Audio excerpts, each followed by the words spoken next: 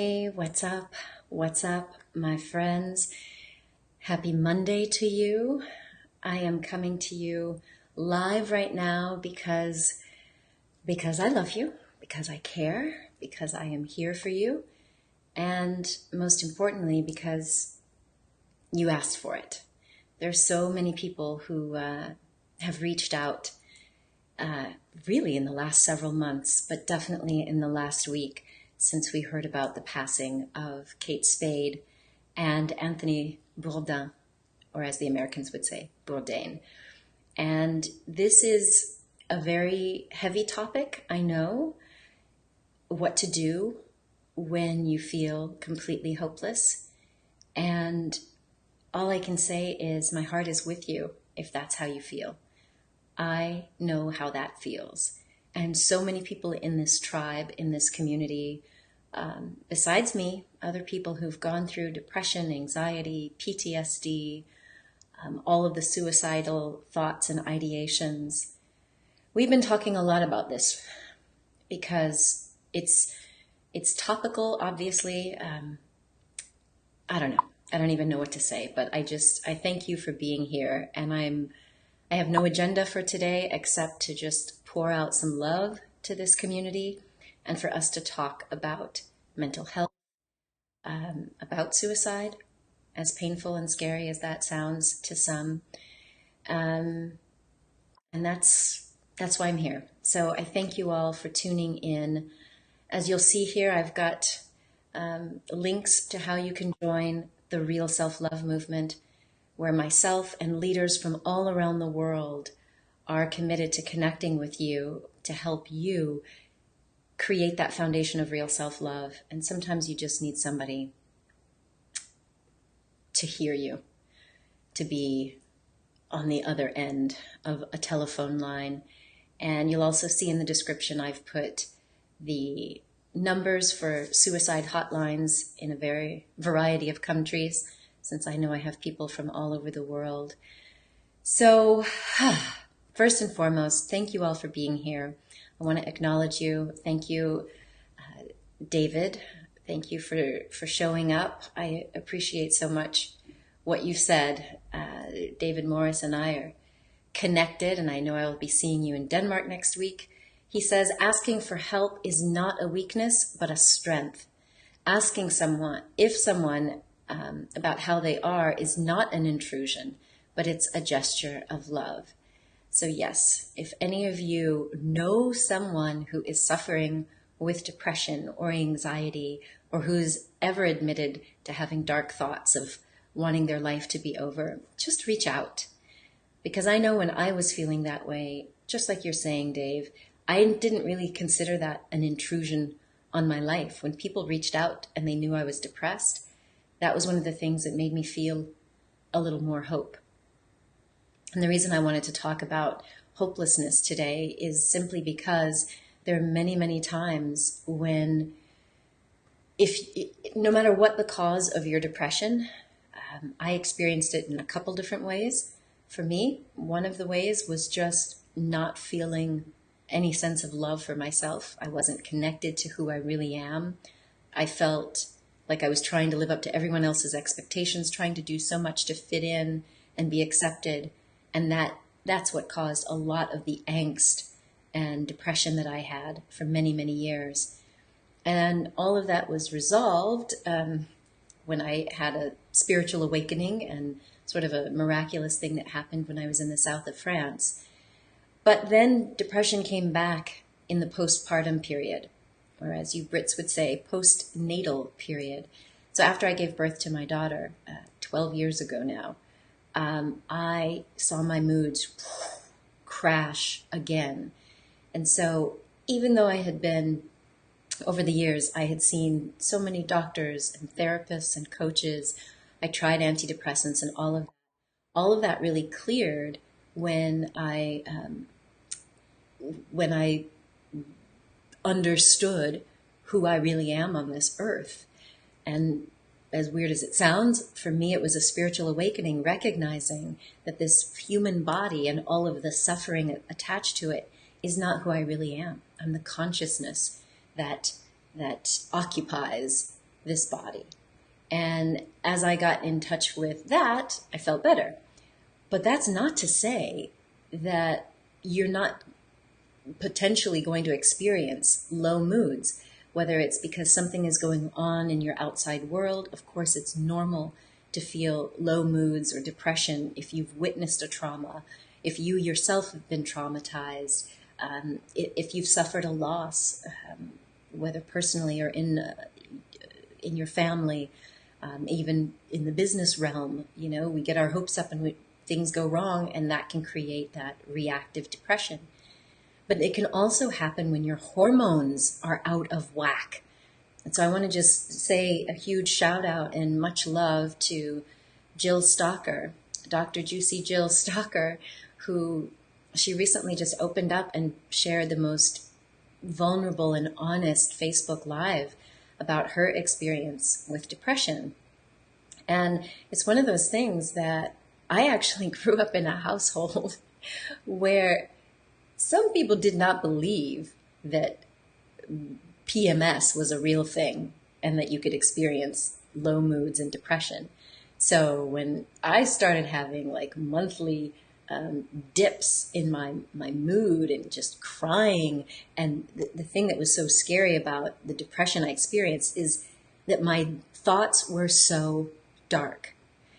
And the thing you don't understand, I think, for anyone who hasn't suffered with depression, sometimes you guys might say to us, well, come on, the sun is shining, or you've got your health, you know, your physical health, or things in your world are going well. Come on, look on the bright side.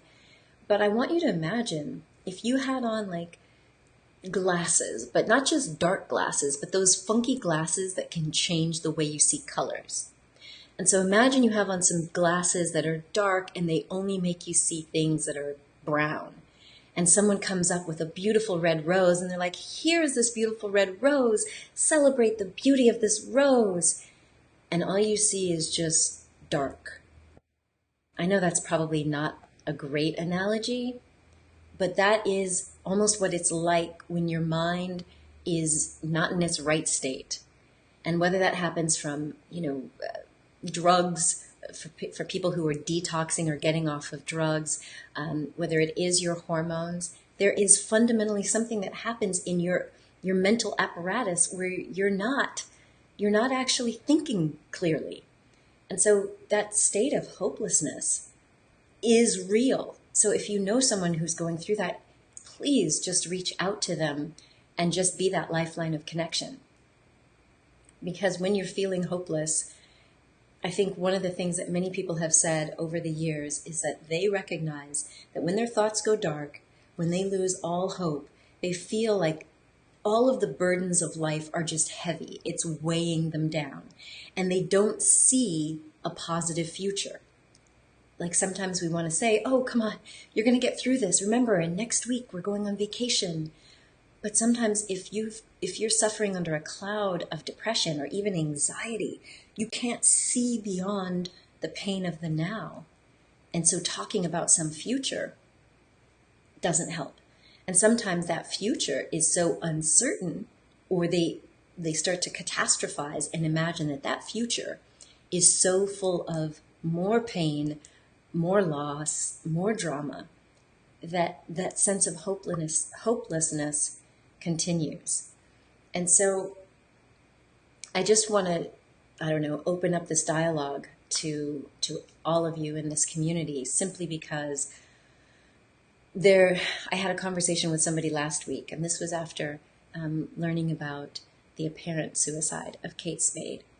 And we were talking about how some people, when they're suicidal, when they have thoughts, and maybe they don't have a full plan, but they just have these thoughts of maybe they think their life would be better if they were gone, or they think their family and friends would be better off if they weren't in the world, or they think it's just the solution to their pain. Well, I was talking to someone else who had also experienced the same kind of thoughts of suicide, actually the person I was talking to didn't want to commit suicide in the past. We were talking about how those thoughts come up, where at least it's a thoughtlet, wow, I feel like my life would be better if it was ended. And there's a feeling amongst people who've ever had those thoughts that when you see a news report or you hear about somebody that's committed suicide, sometimes the people here can actually feel jealous. Now, I know you probably can't even imagine being jealous of someone committing suicide, but if you've ever had those dark thoughts, you're thinking that person is now free from their pain. But we don't think about all of the aftermath. Or sometimes, people say, how could Kate Spade do that when she's leaving her 13-year-old daughter behind? Like, why that seems so selfish, because, what are you doing to the people who are left? And it's true, those of us who are left, we are definitely the ones suffering. But when you're the one with these dark thoughts, it doesn't compute that way inside of our heads.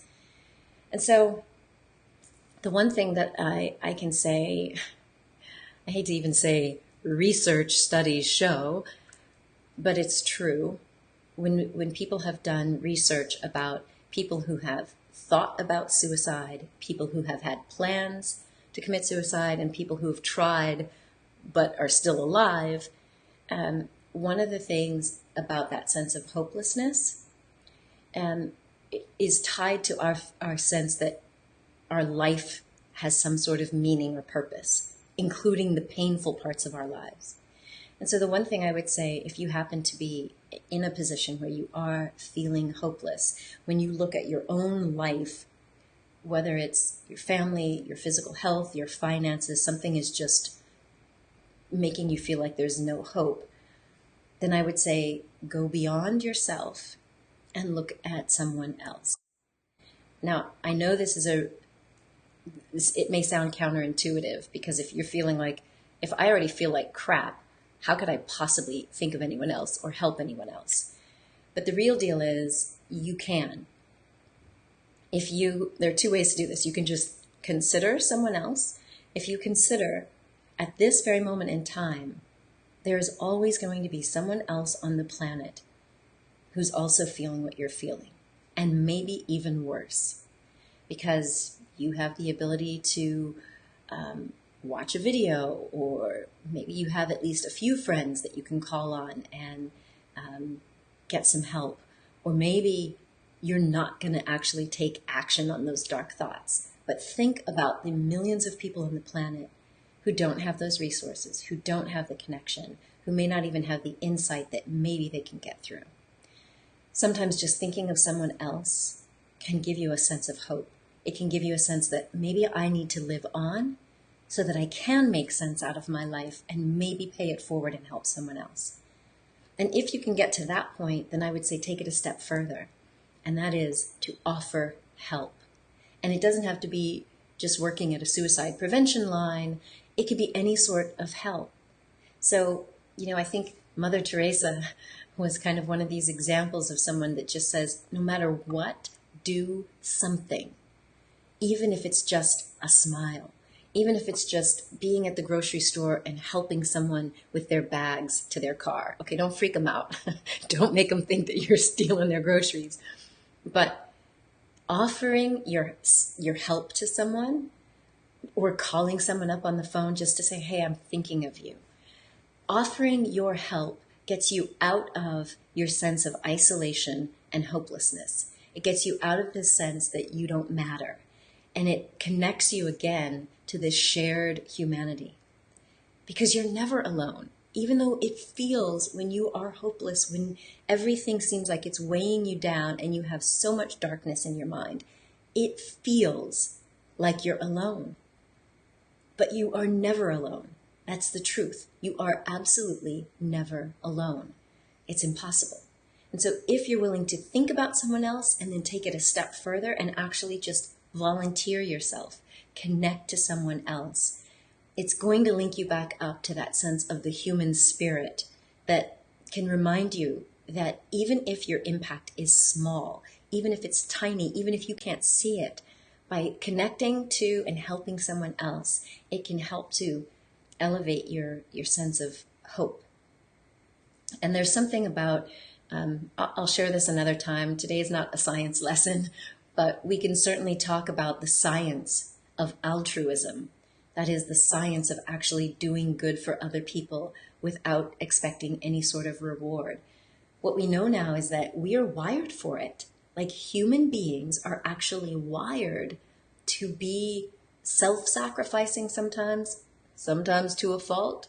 Am I right? Like, sometimes we go too far in our sacrifice, but we're actually wired for it.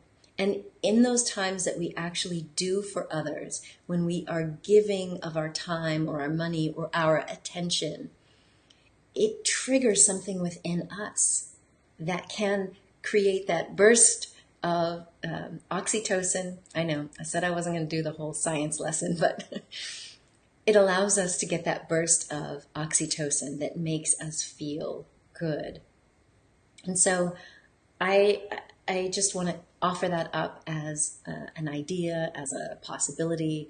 And I'm curious to know if anyone else out there has anything that you want to share or contribute at this point, because I am open to that. Again, I don't really have any sort of agenda. I just really wanted us to be able to openly talk about this, because we need it. We need a forum where we can feel safe. And I mentioned Jill Stalker and the Facebook Live that she did last week, where she opened up about her own story. It was so moving. And there were so many people commenting saying, I would have never guessed. Because once you get past your depression, many times we're so happy, we look like we have it all put together. And so there's actual value in sharing what you've experienced. And that may not seem very intuitive for most of us. It may seem like, why would it be helpful for me to actually share? But it's helpful because then other people realize that one of our biggest fears, which is fear of being rejected, fear of being judged, fear that other people are going to think we're a complete and total loser, that fear goes down when we see someone else, either that we know or that we admire, when they're willing to say, hey, I've been through this as well. I'm going through this now, and I reached out for help, or I just am willing to tell the world that, no matter what the stigma looks like, I'm going to just own it. That helps people. That gives people a sense of hope and connection. And so if that's part of your story, then let the people you know or that you care about, let them know that, yeah, you've been through some stuff too. So I see that Elaine has contributed something. Let's see what you've got to say. Elaine says, as someone that was in a relationship with someone who was suicidal over the years, Elaine says she felt that that they just needed to be listened to, not just hearing get it together, right? Elaine says they want to be validated for their feelings, that their feelings are real and not just the chemicals in your brain that are fooling you. That is so, so true. Thank you for sharing that, Elaine. It's true. I had a conversation with someone else earlier today who said, I just want to be comforted. I don't necessarily need a lot of words about look on the bright side or you're going to get through this or, trying to offer solutions. Sometimes we do, like you said, Elaine, we just want to be validated for having these feelings. And admitting that you're having the feelings, saying it out loud or writing it in your journal, that can also help you get that sense of peace, that you're not crazy, you're not making this stuff up. But if you can start to externalize it, then you can start to realize that those thoughts are not you. And then you don't have to judge yourself. Just because you're having dark thoughts doesn't mean you're a bad person. So thank you for that. So Sarah also had something to say. Sarah Brandis says, I think there's a lot to be said for learning to recognize our own triggers and patterns. Those things we do just before we start feeling really hopeless, assuming it happens more than once. that's the place to catch it early. And Sarah says for her, her tell is when she stops wanting to talk. And that's actually when you need to talk. Thank you for sharing that, Sarah. Thank you. Absolutely. One of our real self-love leaders, Taz Thornton, just published recently on medium.com on her blog also that idea about self-awareness, knowing your triggers, knowing your signs, and then taking action. So to your point, Sarah, when we start feeling hopeless and you recognize, oh, I'm withdrawing from people, I'm sending phone calls automatically to voicemail, or I'm eating more than I usually would eat, binging on chocolate or whatever, sleeping more or not sleeping, noticing what those triggers are or those signs are that you're taking a sort of downward spiral is key. And just as someone who might be suicidal, when we're there, we go through our minds all the reasons why being out of this world might be better and even the ways that we might do it. I want anyone out there who's ever repeatedly experienced this feeling of hopelessness to instead make a list of things that you will do. It's like an emergency preparation plan. If you know that you have a tendency to go down into the deep, dark places of depression or suicidal thoughts, then make a plan that says, if I start noticing one of these triggers, if I feel myself dipping too low, I will get up and go take a walk. I will reach out to someone, like literally make a plan. Rather than staying in your head and making a plan for how you're going to get off the planet, make a plan for what you can do to try to raise that energy back up and to connect with a sense of hope. So whether that's, okay, I'm just going to force myself to go to yoga, or I'm going to go out into nature, or I'm going to, like I mentioned before, I'm going to go volunteer somewhere. I'm going to help someone. That's one of the things that you can do, is make a plan, know your triggers, and make a plan. So thank you for that. So Naman says, yeah, how could, if someone's life is totally destroyed by an acid attack and their body is paralyzed after abuse, that person is likely to commit suicide. Is it fine to do in such conditions? Well, Naman, I know you're in India, where the concept of karma is much more commonly known than for us in the West. No, it's not okay, in my opinion. I know that I had feelings of depression and wanting my life to be over. For me, yeah, it was also this concept of karma that stopped me. I see a phone call coming in from Sister Jenna Naman, who I know you know. Sorry about that. But no, the law of karma, you reap what you sow. Every action has a consequence to it. And taking your own life would be setting you up with some quote unquote negative karma. So I would say no, even if someone were paralyzed or were attacked or abused. And, you know, one of our dear friends, Gegga, the artist who created this thing, Smiler, when she was at a period of very dark depression, she created this so that she could force herself to smile. And that is, okay, it's forcing you to smile so that you release those happy chemicals.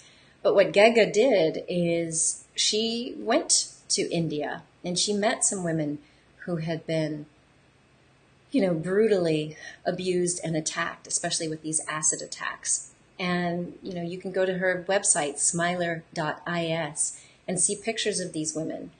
And yes, you would think that having someone throw acid in your face, making some people believe that they would never be able to find happiness or get married or move on in life. And yet they are. They're speaking out. They're finding purpose and meaning in their life. So I don't think it's ever justified to commit suicide. So Caroline says, a lot of her clients think that you were born with a silver spoon in your mouth, and they're surprised when they hear part of your story and actually tell you that it's very promising and reassuring for their own process. Yep, I hear you, Caroline, and thank you for being willing to share your story. I know we're going to have part of your story in one of my upcoming books, so thank you for that. It's important that if you are in the helping or the healing profession, it's tempting for us to want to hide. This is one of the things Jill Stalker said. She said that when she saw me on Facebook last year talking about depression, she was like, wait, what? A doctor openly saying that she suffered with depression, and she's a TV doctor doing all this stuff. And for me, it wasn't really a confessional. I don't even remember what video she saw, but when I discovered that sharing my story, like you said, Caroline, actually helped people relate to me better, because yes, when I was on TV, on the Discovery Channel and Oprah and all of that, and even in my wellness center, some people said to me, oh, Andrea, you look like you have everything figured out. You've got your business and you look healthy and everything is perfect. And I'm like, no, because I was hiding it, which added to the depression and added to the anxiety and added to this feeling of being a fraud. And so when I came out with that TED Talk and told the world what I had been dealing with and then started to share it, I didn't realize that it was going to set so many other people free. It wasn't actually my intention. It was just me finally saying I couldn't take it anymore. I couldn't take bottling that up. And so when I did, suddenly people were saying exactly that, Caroline. They were saying that they could relate to me more, that it also gave them hope that they could get past it.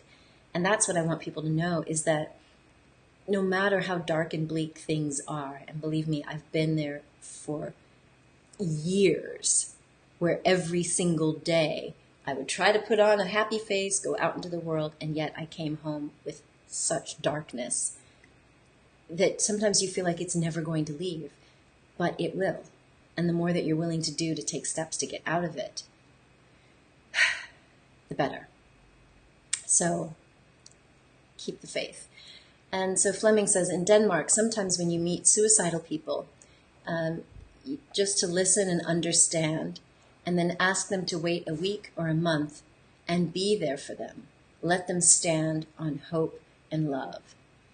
And their conditions will change, hope will rise, and love will come. Thank you for sharing that, Fleming. Welcome, Sinitra. Glad that you're here as well. And absolutely, it's absolutely. So just showing someone that you're going to be there in their future. Let them know, hey, hold on another day. Let's just get through today. And sometimes it's about looking at right now what in your life is working. It may not be the thing that you want the most. You may want perfection. You may want all your bills to go away, or whatever, the drama and the trauma from your family or relationships. But if that can't go away, then just look at right here, right now. What are the things that you can actually say are okay, or okay-ish? Like, okay, at least I'm alive and in a safe place. And really allow yourself to let that sink in. Let yourself be mindful and aware that you're safe. And sometimes I have clients, having worked with people with trauma in their past and sometimes still in traumatic relationships, where they've literally had to go to the car or to a bathroom or to their closet just to feel that sense of safety. And then I say, okay, if at least you get privacy in the bathroom and you can lock that door, then allow your brain to literally register the feeling of safety in that moment. Because the longer that we stay in this state of hopelessness and fear, the less connection you're going to feel with these higher brain centers. And it's with these higher brain centers that we can reason things out. And, yeah, so that's what I'll say about that. So Fleming also says, in January, you had in an American school one suicide among one student, which developed to 6 in a week. So Antivirus Youth was called, and you went to talk to them, to share some of your personal stories, to understand as an outsider. You come close and you can share hope and love and increase. That's awesome. That's awesome, Fleming. I'm so inspired by the work that you're doing, Fleming. And Fleming is someone that I met in Denmark, and he's been flying all over the world, most recently in the United Arab Emirates, and working with young people to tap into that self-love. Thank you for all that you are doing. And Trevor, who's working with us globally as well. Trevor says, when I hear about suicide, I feel really bad for all involved. And at the same time, I feel more gratitude for my life and thank them with all the respect in the universe for reminding me that I really should appreciate the present moment. Yeah, I know you know, Trevor. Yeah, we have to appreciate this present moment and whatever is going right in it, because at least we have this connection. And so I just want to remind people that if you are feeling alone or hopeless, you can connect with us at the Real Self-Love Movement. Just visit realself.love. We also have a group on Facebook where you can connect with real self-love leaders from around the world, and just normal everyday people like you and me who just want to keep a little positivity going in their world. And so the group online, we offer a lot of love and support. Everything is totally free there. And a few times a year, we get together in person. So that's something else to look forward to. You can come and hang out with us in Denmark next week for the Real Self-Love Days.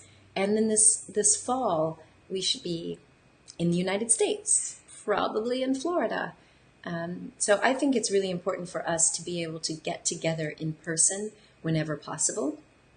Because as we're on this journey to liberating our authentic self and finding that real self-love, sometimes it can be a very lonely journey. And while I'm here with you every week on Facebook Live and YouTube Live, it's also nice to actually get into close proximity so you can get a hug and get your energy boosted that way. So I hope that this has at least let somebody out there know that you are not alone. You are not alone. I know what it feels like when you feel like things are pretty hopeless. But I would say, for the sake of your karma, for the sake of the people you leave behind, reach out. So the suicide prevention lines are in the description for this video. Reach out, because there's always someone to talk to. 24 hours a day, 7 days a week, there's always someone that you can talk to just remind yourself that you're not alone. And in the next few weeks, I just invite you to stay tuned, because I'll be hosting a series of masterclasses around how we recover from burnout and stress, how we increase our energy and start feeling better.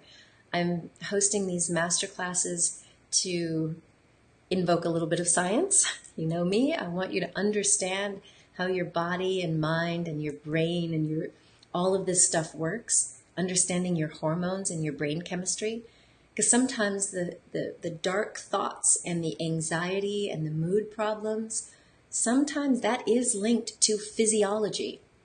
And I'm not saying that, everybody needs to be on like antidepressants, because they don't work for everyone.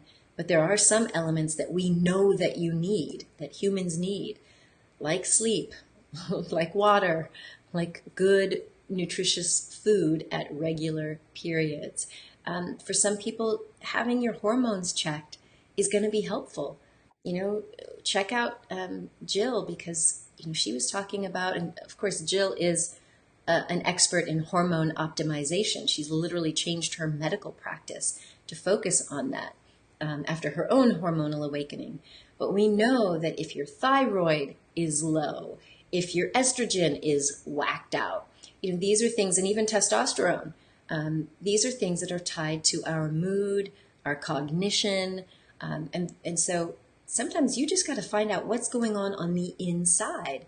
Your blood sugar, your blood pressure, your hormones, like find out what that stuff is looking like so that you can find the most healthy, safe, natural approach to balancing your internal chemistry. And then, yes, of course, on this mini series, I'm going to be talking about the most proven, safe, and effective ways to recover from burnout and breakdowns, to help you increase your energy. And really, my goal for you is that you become the master of your own life force energy. That's what we have the potential to do. And so, as my gift to you, I'm going to connect you with some of the other doctors and researchers and psychologists that I have been working with for myself to keep myself healthy, happy, and sane. Not insane, I said and sane. Because what I know is that when we take on this mission that many of us are on to be of service in the world, whether you're an empath or a light worker or a healer or a coach, when you've decided to take it seriously, that you want to be a contribution to the world, some of us tend to go a little too far and we can burn out. We overgive. And I don't know if there's any other codependent rescuer types out there, but sometimes we go too far and we can burn out, or in the helping professions like healers and doctors and nurses and teachers, some people can develop what's called compassion fatigue, that all this caring for others can actually wear us out. And so you'll see next month this series about how to balance yourself internally, like tuning into your needs based on your physiology, your chemistry, based on your personality.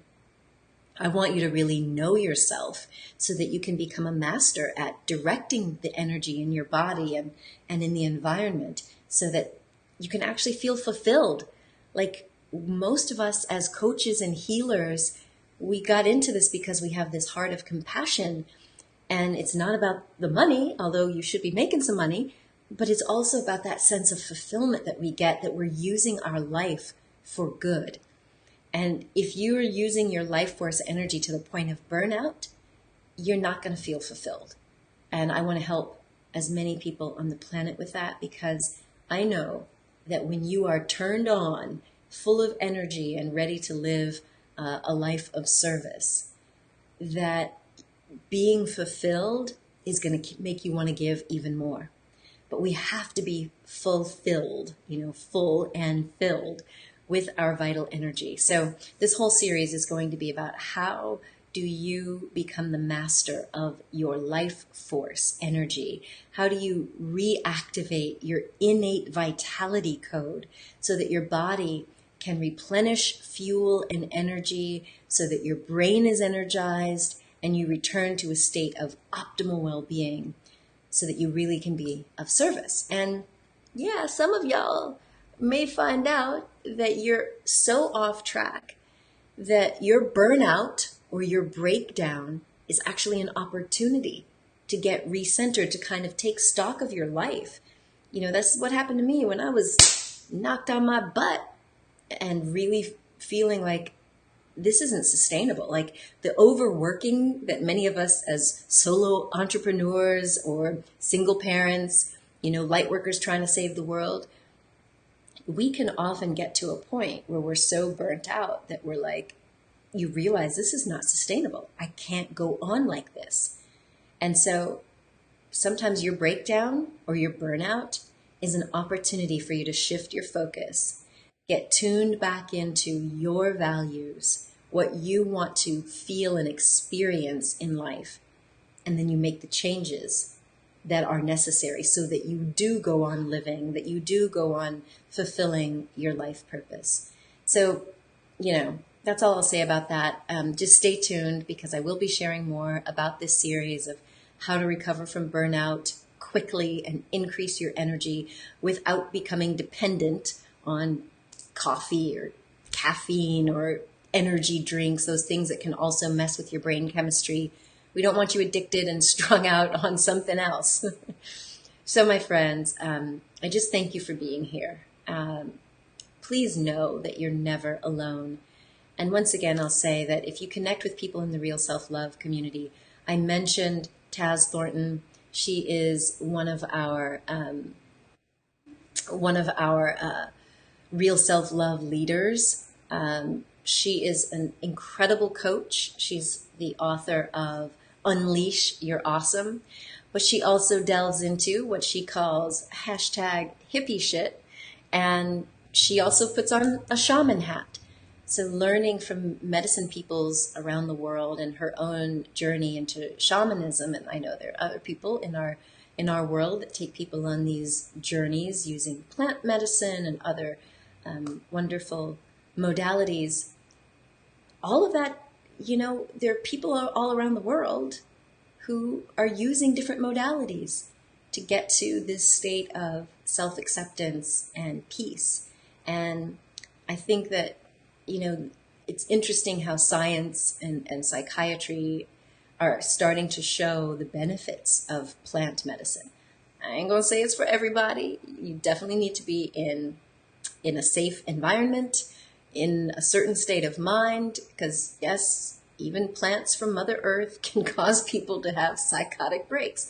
But there's incredible value. I'm listening to an audiobook at the moment by Michael Pollan about change your mind, and he's investigating, psilocybin and magic mushrooms and stuff, because it's incredibly powerful. And I know Kimberly Wright, who's going to be contributing to one of our books this year, she knows a lot more, so hopefully she'll be teaching us about that as well.